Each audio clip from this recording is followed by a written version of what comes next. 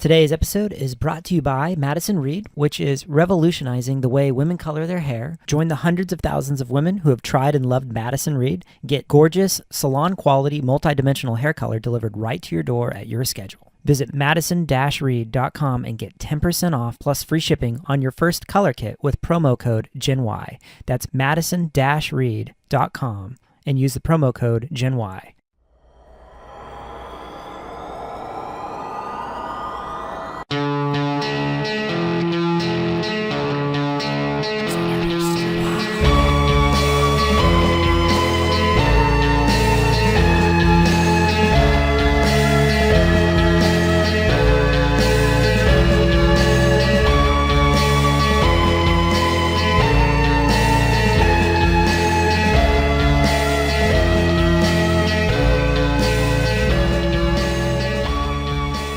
All right, how you doing tonight, Aaron?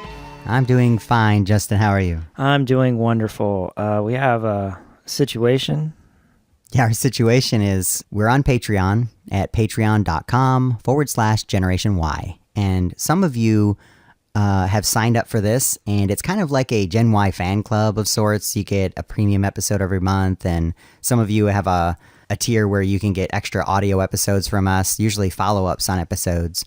But Patreon has taken it upon themselves to move the fees from the creators to the patrons. And so many of you are seeing 40-some cents or 50-some cent increases on your monthly donation. You know, Justin and I, as well as other podcasters, were dismayed by this. Yeah, I'm very appalled by it because when people are trying to give patronage, donate to something, they don't want to be penalized for it. That's just common sense in my mind. And also, I didn't really agree with the fact that they literally just dropped it on us and said, this is the way of the new world without any sort of notification. So it's all new to us now. Yeah, they buttered it up by saying, oh, you're going to get more of the pledges. It will go from like 80-some% to 95%. So you'll have way more money.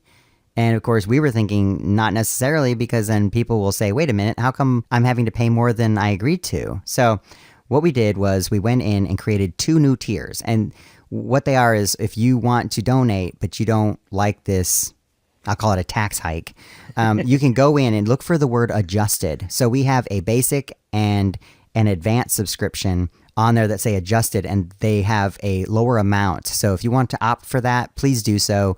We don't really like what happened, but at least we can take some of that pain away. So thank you for your support. And for those of you who are subscribed to us, I've gotten a number of messages this week from people who just discovered that they hadn't been subscribed and have missed a number of episodes. Now they're sort of happy because now they have this windfall of episodes to listen to, but with updates from Apple and other who knows what kind of situations, it's good to check and make sure that you're subscribed to us. Tonight's case is a mystery. I know that people love the mysteries. They love the unanswered questions. This is a disappearance, which we've covered disappearances in the past. So what are we talking about tonight, Aaron? Tonight we're talking about the very popular case of a district attorney from Center County, Pennsylvania, by the name of Ray Gricar.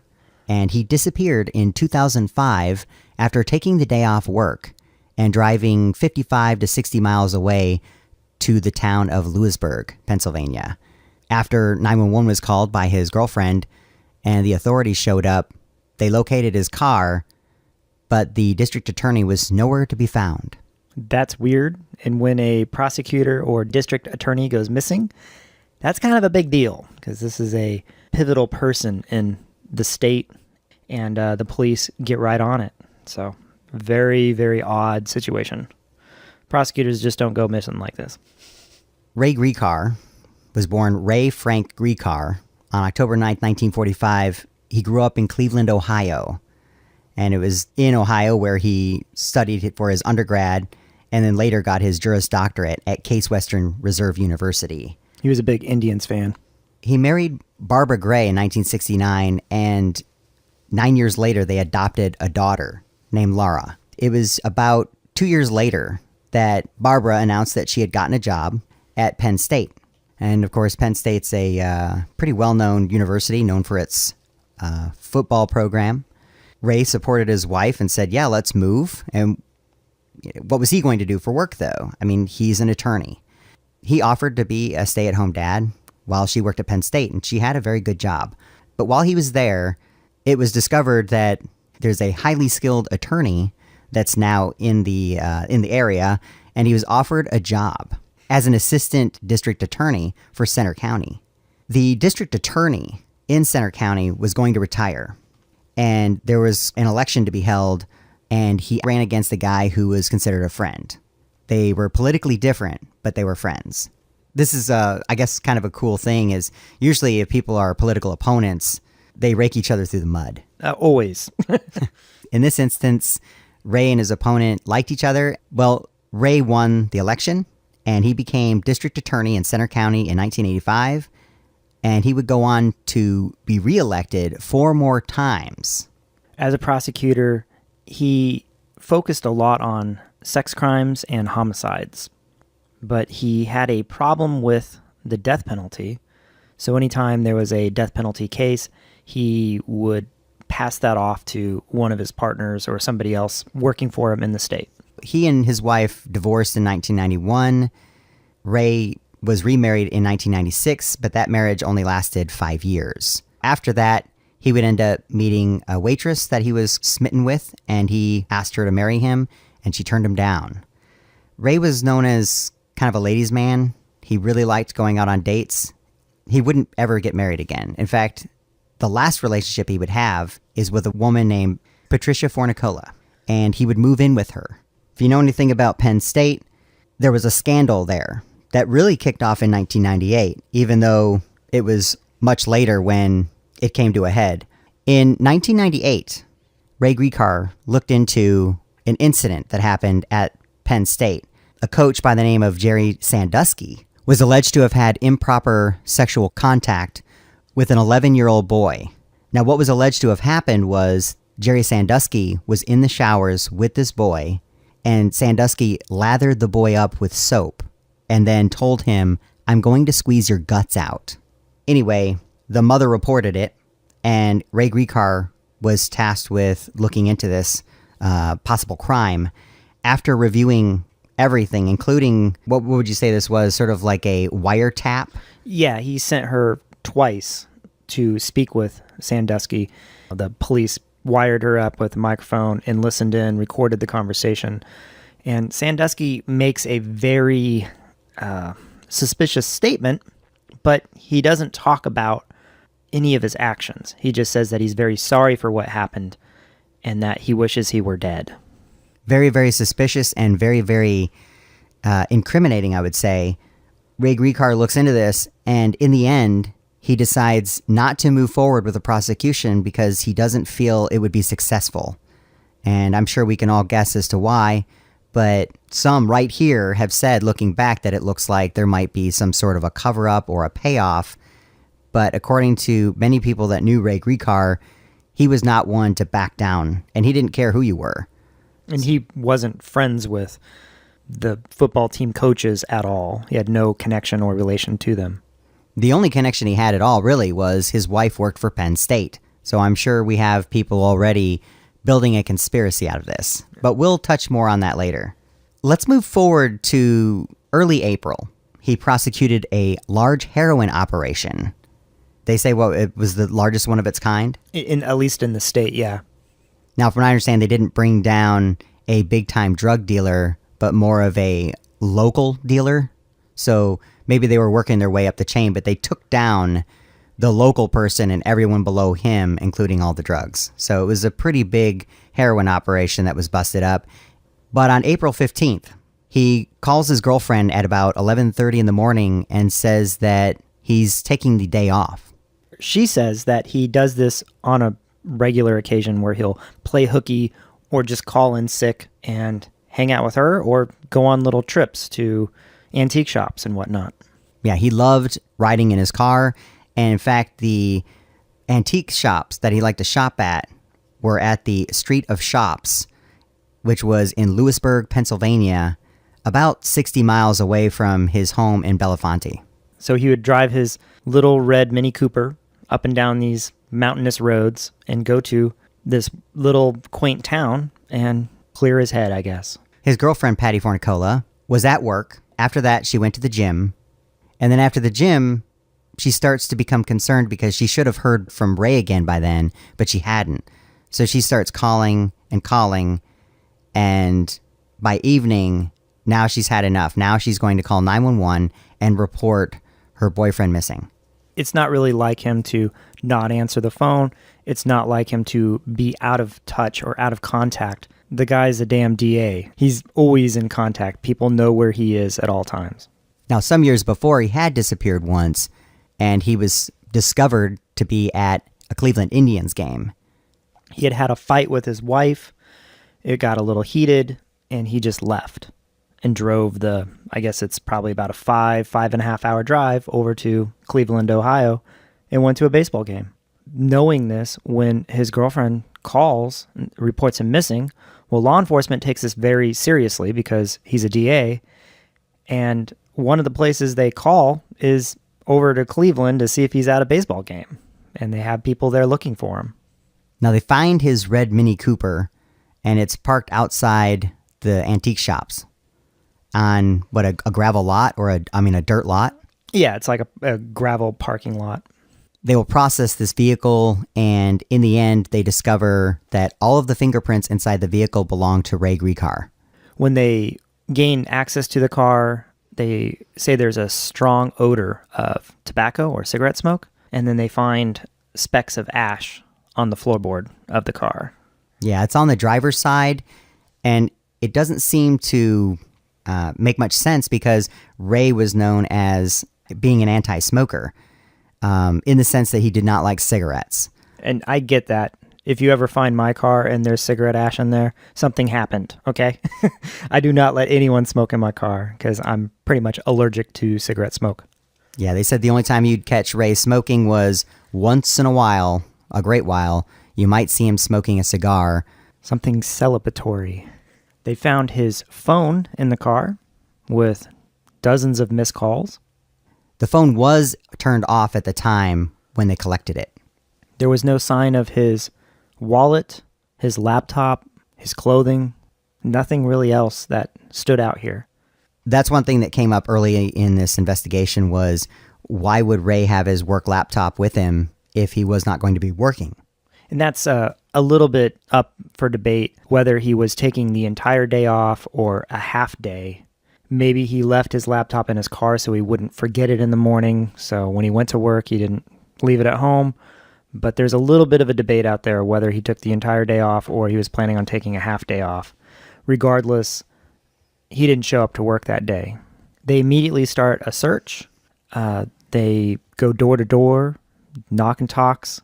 Ray's family will see the area that his car was found, and they think that it's very reminiscent of his brother's suicide. His brother Roy had gone to a, nature area where there was a river or a stream and parked his car and disappeared, only to have his body found much later. And it took the authorities there 3 days to locate his brother's body in the Miami River in Dayton, Ohio. The searches don't turn up anything. They have bloodhounds, they have a helicopter searching all over the Susquehanna River, and they just can't find anything. The bloodhounds don't pick up a scent. The helicopter doesn't spot anything. They tested his car for blood. Nothing was found. It's about 3 months later, in July of 2005, when some fishermen locate a laptop. I think they catch it on a line, don't they? Yeah, and I'm surprised that they didn't just toss it back in or throw it away, but they look at it and they notice that it has a asset tag on it that shows that it belongs to the county. So it's turned over to the authorities, but they discover that there's no hard drive in the laptop, which is concerning because if the hard drive was in there, they could possibly get information off of it that might tell them what happened here. The next day, a hard drive is found, and this hard drive turns out to be a hard drive from a desktop computer, not a laptop. But it sends the media into a frenzy, and they start reporting that the laptop's hard drive has been found. It turns out it's unrelated. Now, it was a Micron laptop. The hard drive plugs in on the bottom. It slides into a slot, and then there's a set screw that holds it in place. The chances of this hard drive falling out of the laptop are near impossible. Even if the set screw was removed, the hard drive is still plugged into the laptop. It still has things holding it in. So it seems intentional that this hard drive was removed and thrown into the river along with the laptop. The hard drive is located in September of 2005 by a woman and her kid. Police get right to work trying to figure out what's on this. They turn it in to the FBI. The FBI has 2 different labs that take a look at this hard drive, and they can't get anything to work on it. And they send it off to a third place. That doesn't work. And then they send it on to a place known as Kroll On Track, which is the place that was able to get information off the black box from the space shuttle Columbia, which had disintegrated upon re-entry. Now, the black box is built to be durable, is built to survive craziness.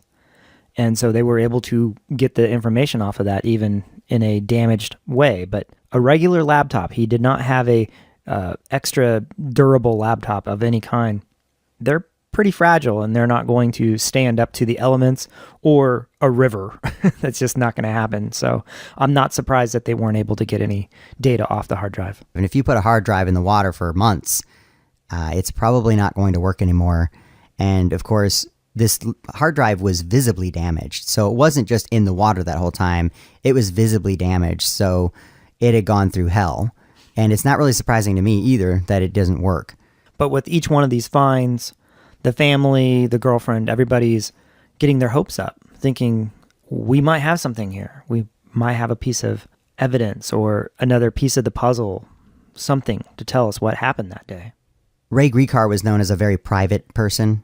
Even people who were good friends or had dated him or were married to him all said that he was very private, and you couldn't get information out of him if he didn't want to give it to you. So in order to understand Ray better, in the hopes that it would lead to some answers in this investigation that seemed to have very little evidence, they started talking to family.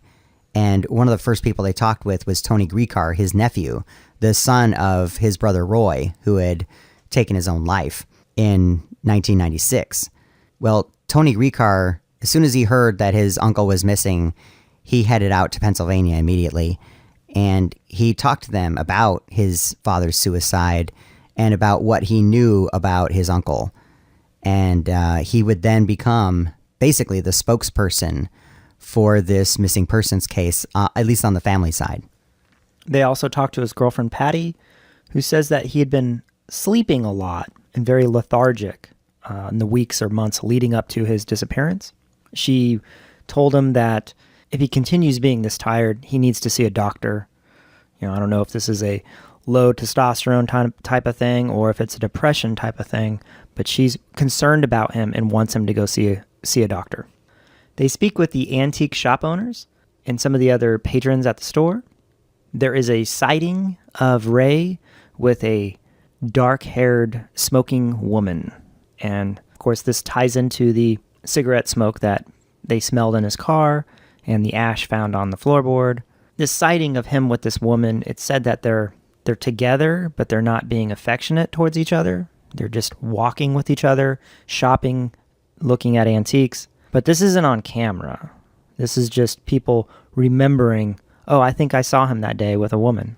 And according to the witness, they weren't even together all the time. Sometimes they would head off in different directions and look at different things and then meet back up. So it seemed very casual. Meanwhile, there's other sightings of him driving around town in his Mini Cooper after the disappearance, but those are ruled out pretty quickly because there's another guy in town that drives a red Mini Cooper. So, you know, not a lot of Mini Coopers in this town, so the only other guy is now getting a lot of attention every time he leaves the house. And this is the case for years and years after the disappearance, is they would get sightings in and the police would have to track down those leads or those sightings and see if they could confirm them.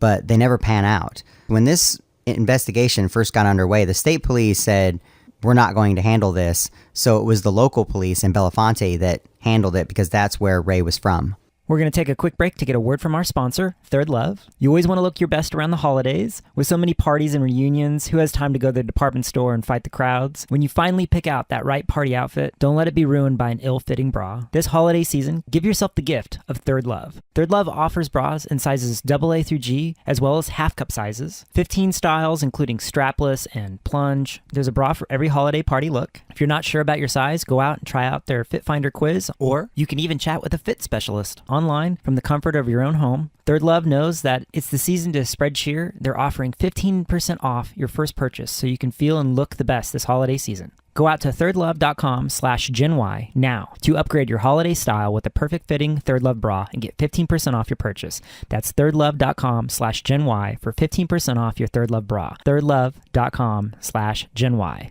Zola is the wedding company that will do anything for love. They are reinventing the wedding planning and registry experience to make the happiest moment in our couples' lives even happier. With over 500 top brands and 50,000 gifts, experiences, and cash funds, Zola Registry has everything you love about your favorite department store, plus things like honeymoon funds, fitness classes, wine subscriptions, and so much more. So easy to use for couples and their guests. Plus, the friendly customer service team will go above and beyond, from helping you pick out the perfect blender to walking your grandmother through the registry. And with Zola's top-rated app for iPhone, iPad, and Apple Watch, couples can manage their registries on the go, and over 300,000 couples have. Best of all, your Zola registry automatically integrates into your Zola wedding website, so guests can seamlessly shop and get all the details they need in one place. I've used Zola. The items I've ordered were shipped fast and for free. And if you're adding items or buying items or just looking for ideas, Zola has it all. They also have price matching. If you find something there and you find it cheaper somewhere else, Zola will price match it. To sign up with Zola and receive a $50 credit towards your registry, go to zola.com/GenY. That's Zola, ZOLA.com/GenY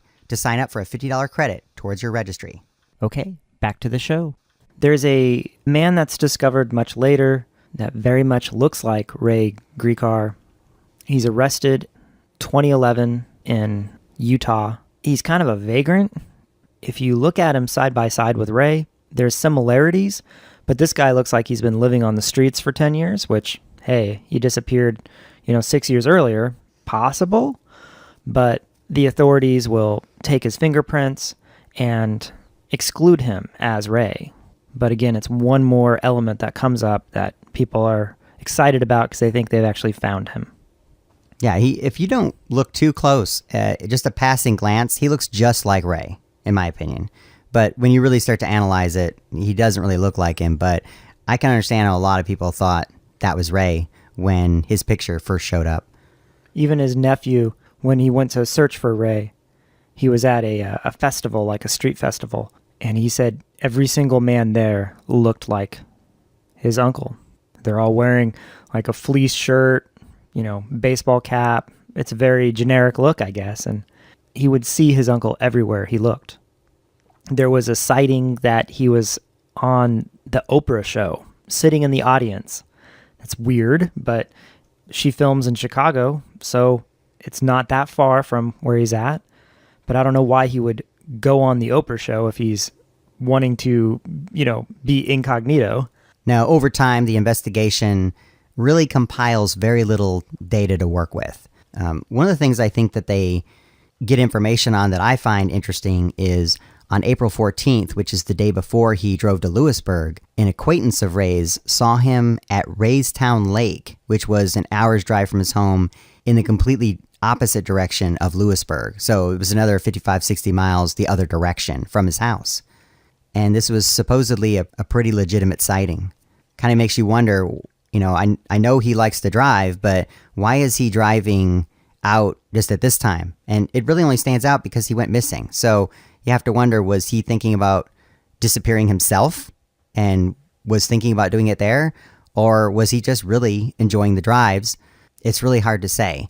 What we do also know is that at the time he disappeared, he only had 8 months left. He was going to retire at age 60, and he was 59 at the time.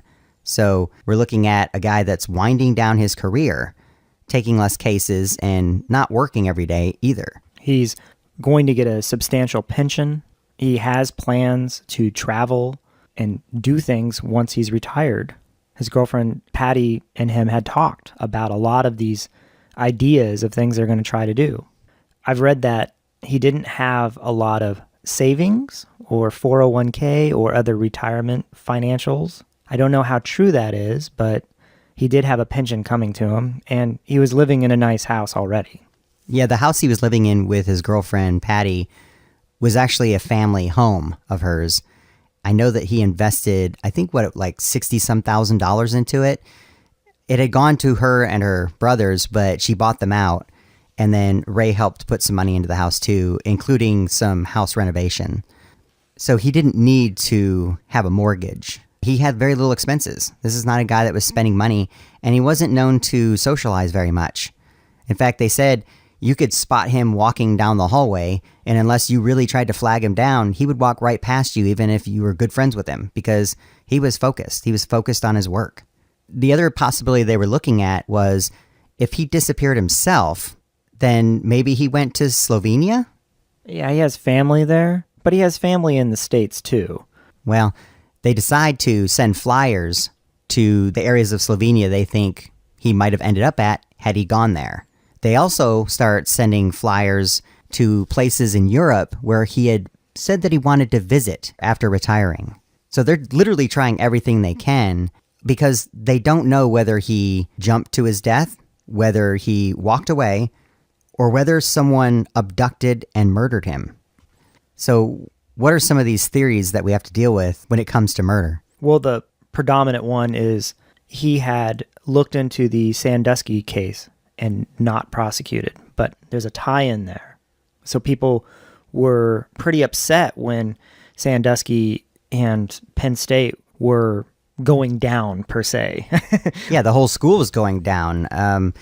Joe Paterno, the coach, was beloved by students of Penn State, by the people that lived in the area.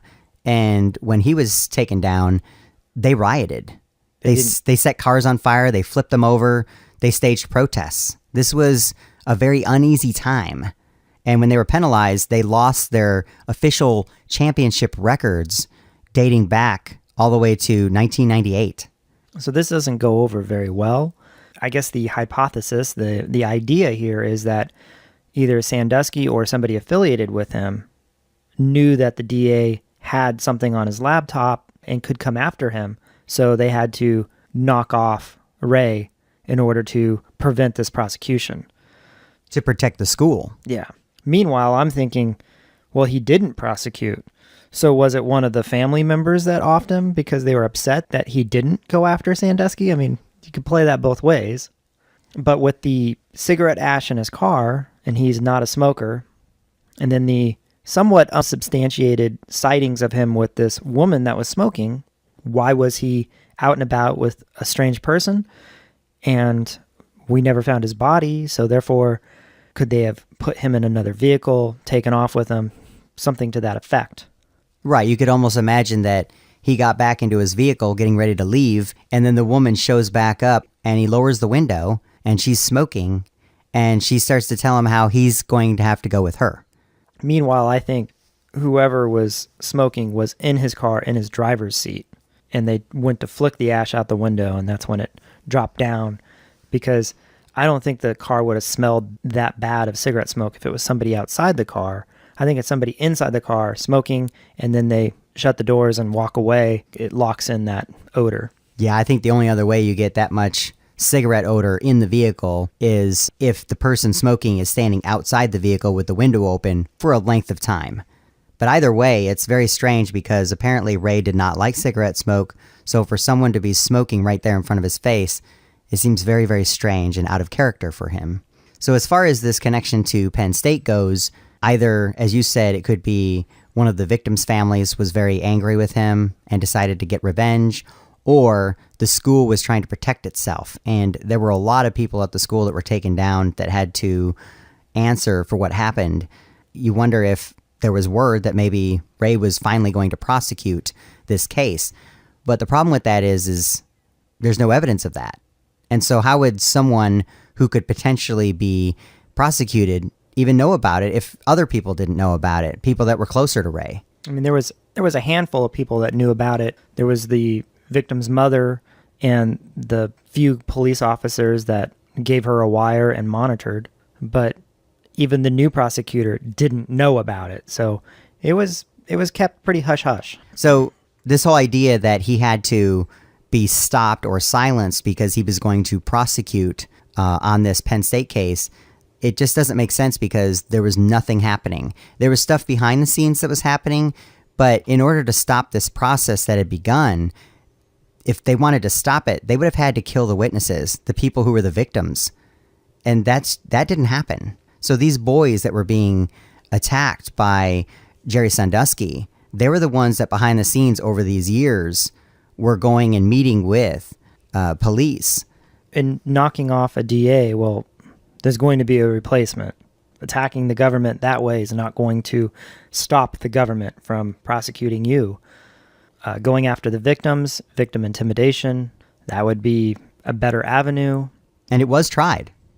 Jerry Sandusky did call the home of one of the victims and said he wanted to talk. And you can only imagine why he was doing that. And that's because he knew the pressure was on and he was feeling it. But again, stopping the DA doesn't do anything. That's like saying, oh, if I stop this one police officer, I'm good. No. Well, guess what? There are a lot of police officers lined up behind that one. Another possible reason that someone might have wanted him dead was a former Hells Angel who had become an FBI informant who says that he murdered Ray Gricar.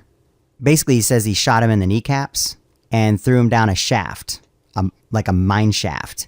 And he says there are other bodies down there. And that's why he can't just tell them where he is, because he's like, yeah, you find Ray, and then maybe you don't prosecute me for that, but then you'll prosecute me for these other bodies that are down there. So he wants immunity. It seems as though the police don't really buy his story.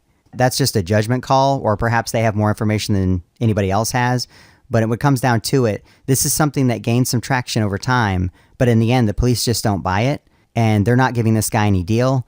And they don't seem to care to have him lead them to the shaft, even though at one point he got them sort of close, he said. But he decided against telling them where the body is. They're trying to tie it into what did Ray do to you, or what crime is tied into this? Who did Ray put behind bars that made you kill him? And this informant doesn't ever seem to come forth with an actual tie-in. And that's why he's not taken seriously. He doesn't say it was part of the heroin drug bust. He doesn't say it was that random guy that murdered a gang member. There's no connection that he really creates. It's just, I did it, but I need immunity. People do weird stuff like this all the time where they admit to crimes. I don't know. I guess it's either a 15 minutes of fame or they want a book deal. I don't know. I think they should have gone to the shaft with them just to see what was going on there. I understand their skepticism. And the last thing to say about the foul play would be that we still don't know the identity of the woman that he was seen with. At first, they thought it was a woman that he was friends with, Barbara Petito. She used to be a reporter, but then she worked in the press office for the Attorney General. When they checked into it, she was on vacation, and she was in New York. And in fact, she readily spoke with investigators, and she said, look, if anyone saw me out by the antique shops, they know me there. It wouldn't be a brunette. It would be, oh, that's Barbara. They know me. So that's a dead end. But it's possible, of course, that this woman could have been setting Ray up. Maybe if an attractive woman came along and started making small talk with him, she could get his guard down, and then he could be ambushed. We just don't know, again, what the motive would be. But that's just the possibility, since even though they attempted to get in contact with her by asking her to show herself, essentially, it never worked out. But then again, they waited till 2006 to try and talk to her, really, because no one knew about this until 2006. They kept it from the public. That may have been lost time. And if that person was just a casual person that Ray met by the antique shops, who knows if she was paying attention or anything to this case. Now, speaking of the woman, the other idea or the other hypothesis here is that he left on his own. Well, if he's with a woman, was he having an affair? Did he take off with this woman? As opposed to foul play, it was intentional.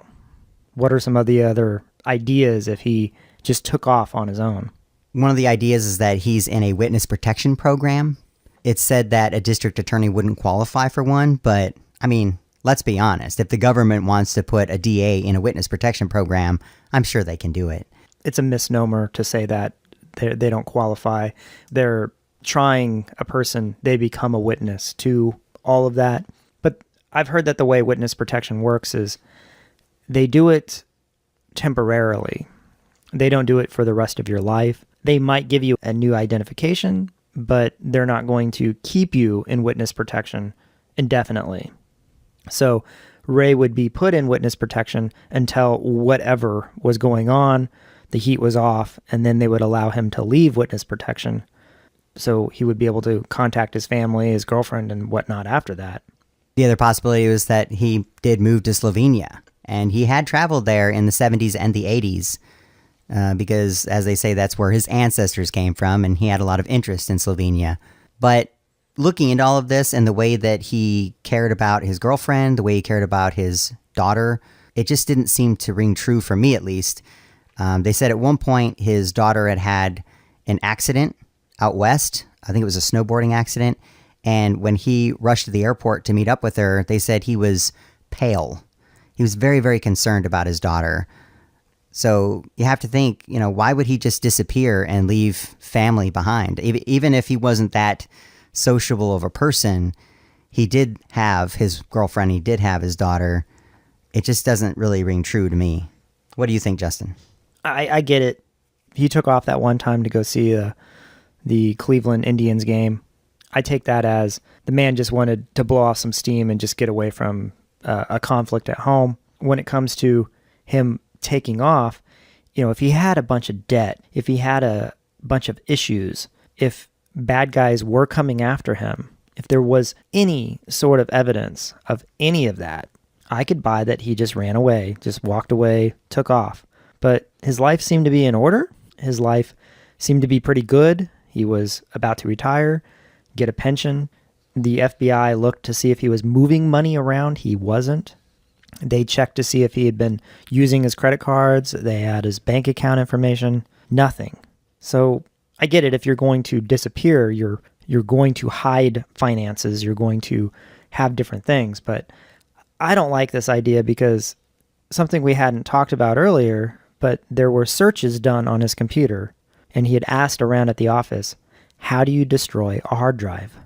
I'm just thinking, if the guy's Googling how to destroy a hard drive, I would expect to see, how do I disappear myself? I don't know if you would have that criminal mindset. But people say, well, he's a DA. He works with criminals. This is knowledge he would have. There's also this book called 20/20 Vision that he was a consultant on. That's pretty much a sort of a time travel crime novel. Yeah, it's a fictionalized version of a real crime that happened at Penn State where a woman was murdered. The date that it takes place is 4/15 or April 15th.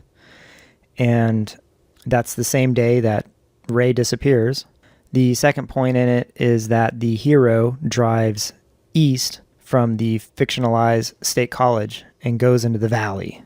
Well, technically, Ray Gricar did the same thing. I don't know how much stock I will put in that, but there's this novel that has some kind of weird similarities to what he did on his final day. It's such a weird tie-in, and it makes you either think, wow, he used this as his inspiration or his guidelines for his disappearance, or this is just really weird coincidence. Another thing that happened was people reported hearing of Ray's interest in a disappearance case that happened in 1985. It was a police chief by the name of Mel Wiley. He was the Hinckley police chief. And inside of his car, his 1980 Toyota, in Edgewater Park in Cleveland, they found his clothes folded neatly inside the vehicle with his belt, wallet, and ID card stacked on top. According to people in that case, they said that Mel Wiley was a very private individual. He didn't like to talk about himself very much and didn't socialize. They never found him. He's been gone this entire time. No idea where he went, which is very similar to what happened with Ray Gricar. So we wondered, was he inspired by that? This idea that he could just disappear? Again, he's a private person, and private people, they don't like to share anything with you, so maybe in the end, they don't want to share why they left. The final hypothesis is he took his own life. We know his brother had done this in a very similar fashion. We have his girlfriend saying that he was sleeping a lot, possibly from depression. We have this hard drive that's been removed from his laptop, and both his laptop and hard drive were thrown into this river. I guess I'm having trouble if I was a bad guy and I was coming to kill you and I knew there was something on your laptop that I didn't want getting out. I don't know if I would risk throwing the laptop in the river. I would probably take it with me and then dispose of you. So the fact that his laptop was found in the river not too far from where his car was found, and the hard drive had been removed. I'm just going to say I believe that it had to be physically removed. It didn't just fall out. Ray did that. And I think that's, I don't know what other tie-ins we have here, but those are the three main points when it comes to suicide. I know the whole time I was researching this case, I kept wrestling, just as the police do. Was this a walk away? Was this foul play? Or was this a suicide? And I must say that after doing all this reading, all this thinking, that really the one thing that makes the most sense to me, even though you can't prove it, is the suicide angle. And that's because, just like you pointed out, Justin, he would have to physically remove the hard drive. He would have to use a tool. So he has to remove the hard drive, and he has to damage both the laptop and the hard drive. Now, why would he do that? People keep bringing up this idea that it must have some incriminating evidence. How many times have you joked with people, hey, if I die or if I go missing, destroy my computer, right? Delete my history. Delete my browser history. Delete my history on the computer. This is a very private individual. There are people that tried to pry and learn more about Ray because they really liked him. I mean, you can't really find anybody who had a bad word about Ray, but he was very private. And I think this internet searching, he bought software to delete stuff off the hard drive. He wanted to leave nothing. All of that business that he did on the laptop, it's not about hiding anything in particular. He's just a private person. He doesn't want you to know what was on there. Not because, even if we did find out what was on there, I'm not sure we'd find anything special. He's just a private person. I think he had to remove that hard drive to destroy it so he wouldn't leave anything behind. The whole reason this case continues on as it does is because we've never found his body. And I think it's just dumb luck. It's just unfortunate that we never found his body because I believe he threw himself into the Susquehanna River. Now, doing research into what happens to people when they go in rivers, it's usually the case that a body will turn up. Sometimes it takes days, sometimes it takes hours, sometimes it takes weeks. But eventually, most of these bodies turn up. But when they don't, it's because they've gotten into the main current and they get carried down a long ways and either go into a larger body of water and they've already gone through their cycle of going up and down in the water based on what's happening with the body when it's decomposing, or it gets into a dam and gets chewed up. But I think really what makes the most sense to me is just this suicide angle because he was a private person. And if Ray's really depressed, he's not going to tell you about it. He was a very businesslike person who was very focused and he didn't let stuff out. So I think we're looking at the result of a person who tried to keep everything private and succeeded. I thought it was weird that he wanted to destroy the hard drive because obviously this laptop was assigned to him by an IT group. Usually you turn that laptop back in. If there was any legal standings pending, they would want to make a copy of that hard drive, or they will wipe that hard drive and they will take care of your data for you. I've done this job, if you can't tell. He didn't want them to even have that. He was willing to destroy state property and technically break the law to keep his life private. I have problems that they didn't find his body because this search effort started pretty fast. I mean, there was not a lot of delay there, but we're not sure if they were looking in the river that same night that he went missing. It might have been days later, and who knows how far he could have gotten downriver at that point. Also, if he was on land and they didn't find him, well, the elements and animals can take care of a body pretty well. I read a number of cases where people went into the Susquehanna River.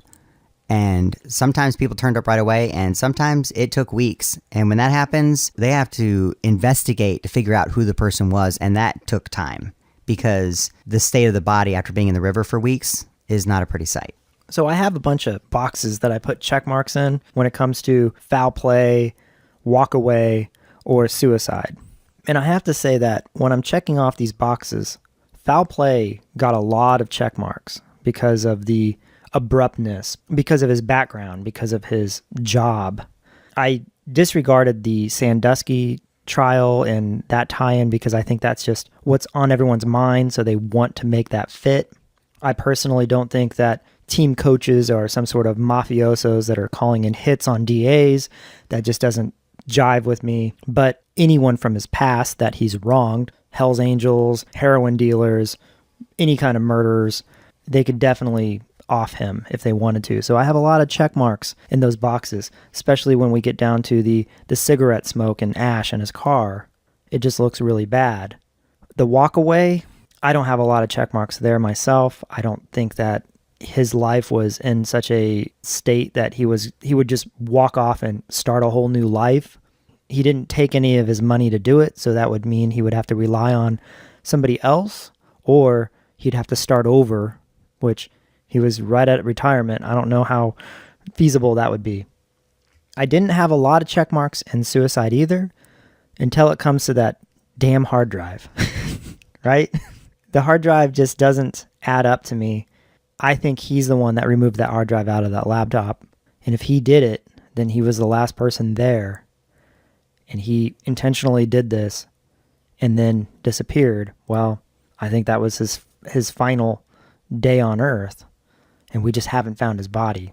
And that check mark on the hard drive is a big black huge check mark that says, that might be where I'm heading to now, because that means a lot more than foul play. Because foul play, what was he in the middle of throwing his laptop into the river when somebody happened to come upon him and kill him? I mean, I don't know. It just doesn't add up to me if he's the one that destroyed that laptop, which I absolutely think he was. Yeah, it really just comes down to Occam's razor. I mean, what's the simplest explanation? You have this very private guy who was trying to figure out how to destroy data on his hard drive, and he'd been sleeping a lot. He was headed towards retirement. His brother had taken his own life. This was a conversation at one point where he talked to somebody, and he told them that he didn't think his brother took his own life. And every time he would visit back home in Ohio, he would ask the police, are there any updates on my brother's case? But of course, according to the police, it was a suicide. I think there's just so much there that shows that Ray was a private, depressed person who was at the end. I believe he took his own life. I have a hard time really going down any other paths now. I literally spent today trying to figure out how important the hard drive was and why. Because, you know, as I said, private person, well, hard drive is the other phrase that keeps popping up here throughout the case, is hard drive and private person. And that's just it. He didn't want to leave anything behind for you to discover. He doesn't want you to know what happened. He took it with him. I do find all of the other coincidences very interesting with this case, and I absolutely can go down the other rabbit holes, and they're very interesting. They're very it'll make you question a lot of things, but I guess it really comes down to the hard drive for me. His family had him declared dead in 2011, 6 years later, and the courts agreed. Yeah, it was difficult for his daughter to do that, I'm sure, because throughout the years she had said that she was not going to give up on her dad. But I think what changed her mind was after 5 or 6 years and her dad hadn't contacted her, she really believed in her heart that if her dad was around, he would have gotten a message to her. And she said that just didn't happen. Now, I know that there will be people out there that don't believe her because they'll say, well, by his so-called dying before he was able to retire, she was able to get more money. But I believe her when she talked about this. I believe what she said was true. In a lot of her media appearances, she would say, hey, please come back. We're here for you. And people read into that and say, well, she knows he's alive. And I'm like, no, She's just saying, please come home. It's like a very generic thing to do, to just say, I hope you come home. But yeah, people read into it and they feel that she knew something, there was something more to it. I don't know, but they're just pleas for, if he's out there in the world, to come home. But they come to the conclusion that he's never coming back. So for the armchair detectives, this is a very, very interesting missing persons case. But for Ray's family, this is just heartache that has yet to end.